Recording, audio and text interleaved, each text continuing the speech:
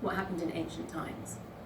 So when we were living in the cave, the men hunted and gathered and lived quite nomadically.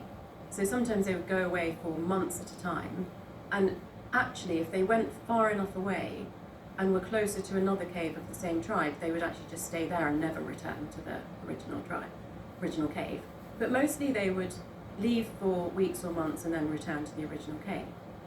And in those days, the most fundamental important thing for the survival of the human species was that the alpha male must pass on his genes.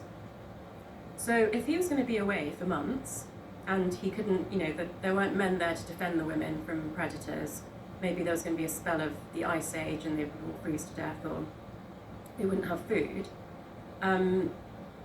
he needed to make sure that at least 5 women were impregnated with his sperm at the same time.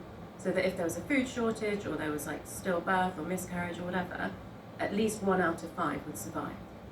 So to be able to do that, they had to be fertile at the same time. So that's why that mechanism exists. Now, we don't need that mechanism now, but it's still wired into the way that we operate. So those sex steroid hormones like estrogen and progesterone, they leak out of our sweat about this far around us. And that's why if you're living with another woman or if you're sitting across the desk every day, then particles of hormone from my sweat would go through the skin of the other woman. If she's within what distance? I mean, you wouldn't have to be sitting next to each other. If you live together, that means you're interacting enough that it would happen. Okay. So particles... But not if you work together.